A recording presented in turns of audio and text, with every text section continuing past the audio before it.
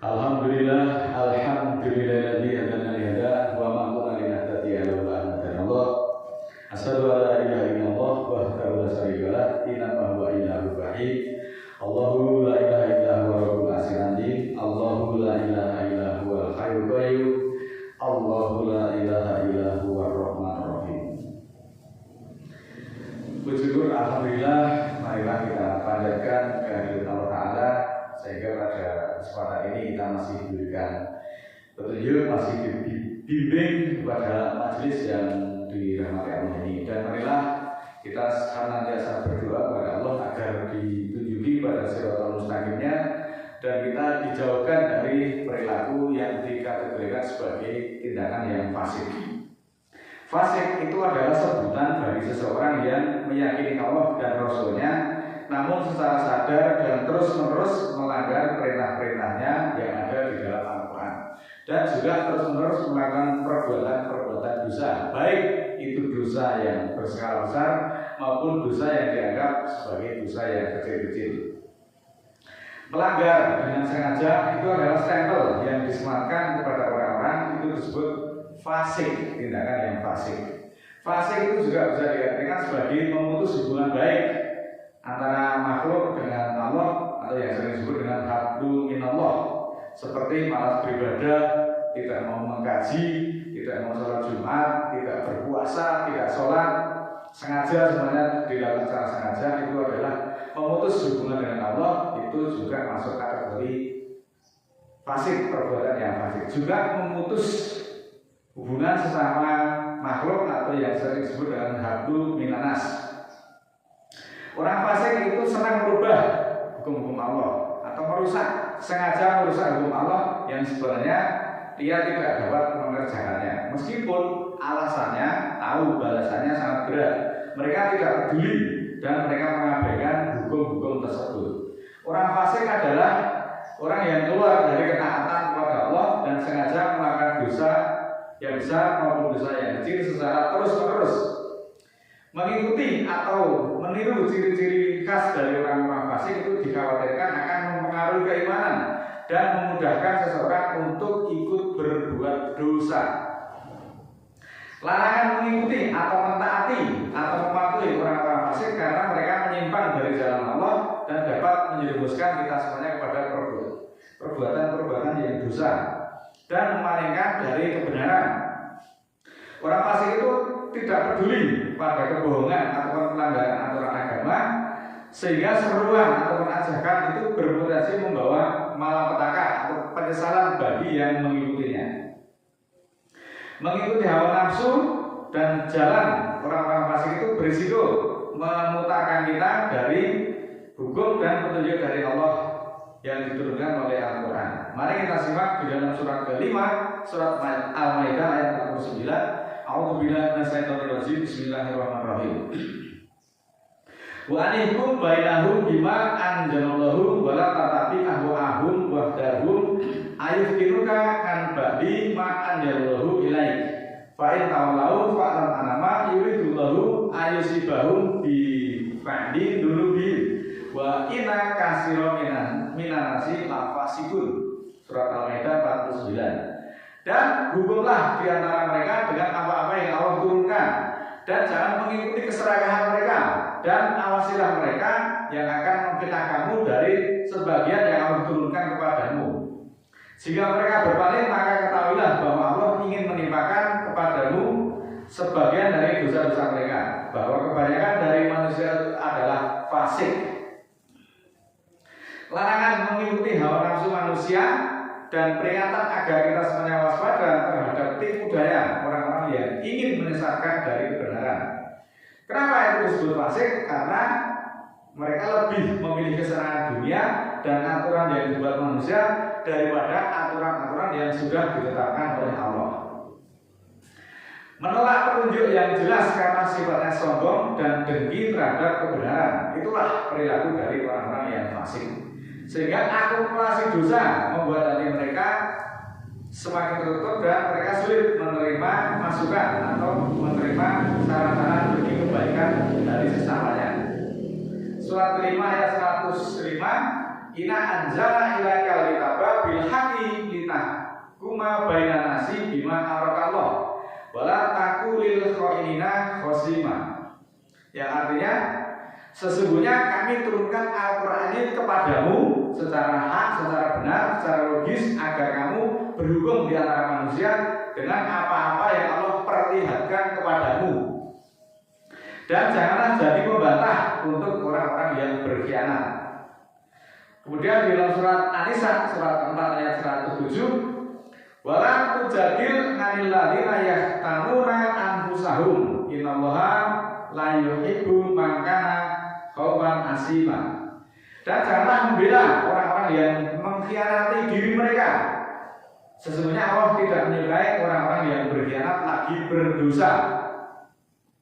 Nah, di sini ada kata-kata jangan membela. Di dalam surat An-Nisa ayat 107 itu adalah larangan dari Allah kepada Nabi dan orang-orang beriman untuk berdebat atau membela orang-orang yang berkhianat, berbuat curang dan menutupi dosa-dosa mereka. Kalau ada orang yang secara nyata menyelisih ayat, membela saja tidak boleh, apalagi mengikutinya, apalagi dijadikan sebagai pimpinan. Sungguh membela orang-orang yang khianat pada ayat-ayat Allah adalah dosa besar, apalagi mengikutinya. Nah, orang yang sengaja melanggar Al-Quran dinyatakan sebagai orang yang fasik. Allah dengan tegas menyatakan tidak menyukai orang-orang yang fasik yang bergelimang dengan dosa.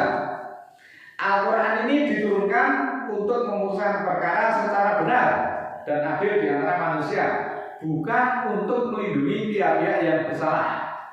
Pembelaan terhadap orang-orang fasik mengikuti kebenaran berarti merusak kejujuran dan mendukung kezaliman di tengah-tengah umat manusia. Sehingga kita tidak boleh mengkhianati kebenaran supaya sebutan fasik itu tidak disematkan kepada diri kita.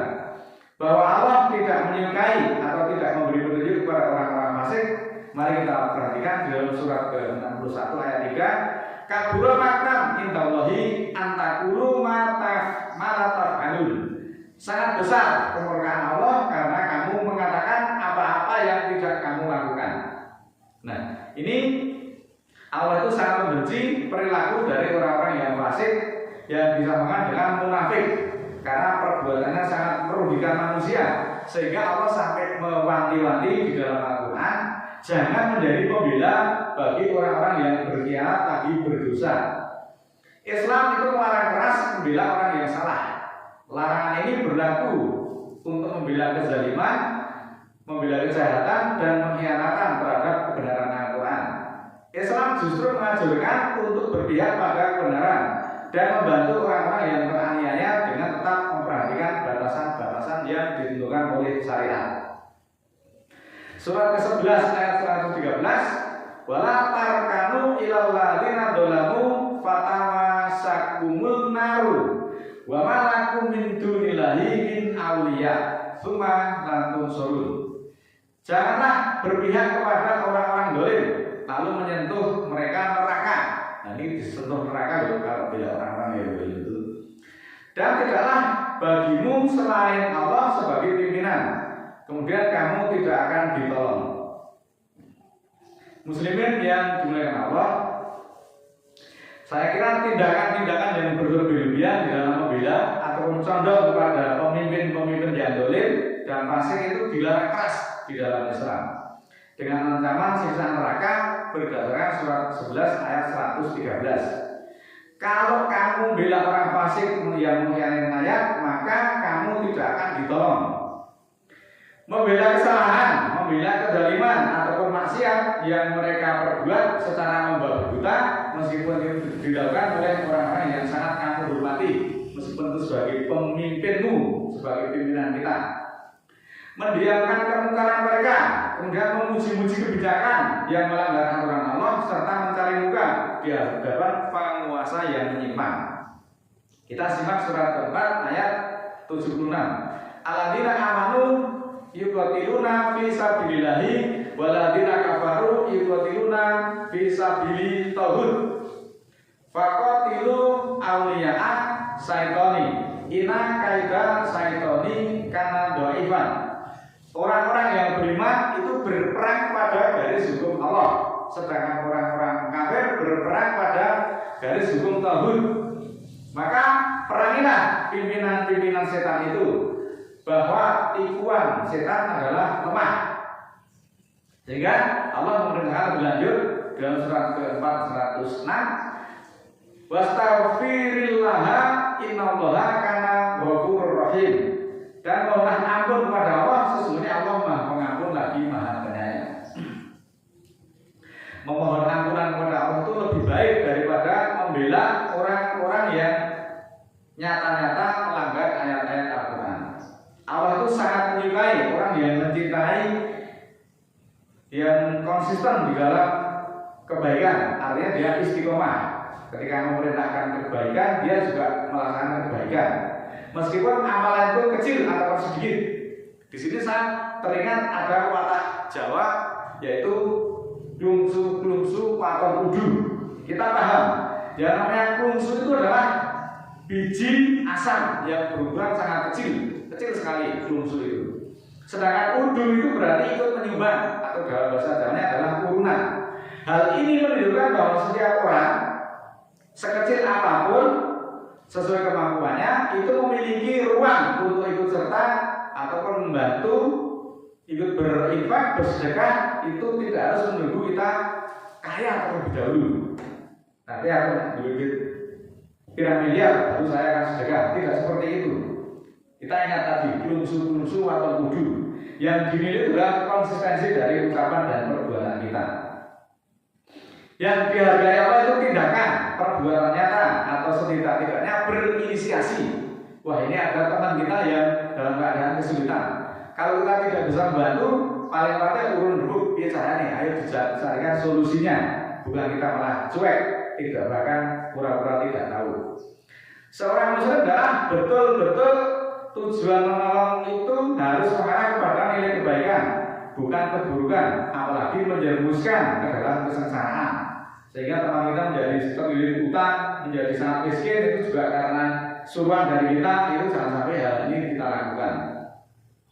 Surat Al-Baqarah ayat 195, wa anfiqu fi sabilillahi wa la tulqu bi aydikum ila tahlukati wa ahsinu innallaha yuhibbul muhsinin. Dan bernafkahkanlah pada garis hukum Allah, dan jangan sampai dengan tanganmu itu menuju kebinasaan. Artinya jangan sampai kita itu membuat orang lain sengsara. Dan berbuat baiklah, bahwa Allah menyukai orang-orang yang berbuat baik. Ayat ini tentu saja perintah menggunakan harta itu di jalan Allah, seperti untuk membantu fakir miskin, mendukung kebaikan, kepentingan agama, dan juga perintah agar tidak melakukan hal-hal yang mendatangkan kehancuran bagi umat. Kehancuran di sini bisa kehancuran secara fisik, bisa juga kehancuran secara ekonomi. Karena apa? Karena dijerumuskan ke dalam persoalan riba. Maka dari ayat-ayat tersebut kita bisa mengambil pelajaran. Yang pertama, kita jangan sampai membela orang-orang yang mengkhianati Al-Quran. Ini perintah di dalam surat keempat ayat 107. Dan juga jangan berpihak kepada pemimpin-pemimpin yang dolim. Surat ke-11 ayat 113. Kalau ada pimpinan yang dolim, itu justru kita disuruh memerangi pemimpin-pemimpin setan. Surat keempat ayat 76. Jangan sampai kita membuat sengsara orang lain, sengsara secara fisik maupun secara ekonomi, berdasarkan surat kedua ayat 195. Tentu saja ayat-ayat Al-Quran diturunkan kepada manusia agar manusia itu melek petunjuk, bukan takut buta. Kita itu diperintahkan untuk menggunakan akal di dalam belajar agama. Belajar agama tanpa menggunakan akal itu sama halnya dengan najis. Surat ke-10 ayat 111. Surat 10 ayat 100. Mudah-mudahan Allah ridho. Marilah kita berdoa kepada Allah. A'udzubillahi minasyaitonir rajim. Bismillahirrahmanirrahim. Allahumma ighfirli walil mu'minina wal mu'minat al-ahya'i minhum wal amwat innaka sami'un qaribun mujibud da'wat innaka 'ala kulli syai'in qadir. Rabbana la tu'akhidna in nasina aw akhtana. Rabbana wa la tahmil 'alaina isran kama hamaltahu 'alal ladzina min dzunubina Rabbana wa la tuhammilna ma la taqata lana bihi wa'fu 'anna waghfir lana warhamna anta maulana fansurna 'alal qaumil kafirin. Rabbana waghfir lana dzunubana wa kaffir 'anna sayyi'atina wa tawaffana ma'al abrar. Rabbana la tuzigh qulubana ba'da idh hadaytana wa hab lana min ladunka rahmah innaka antal wahhab. Subhana rabbika rabbil izzati amma yasifun wa salamun alal mursalin walhamdulillahi rabbil alamin. Wassalamualaikum warahmatullahi wabarakatuh.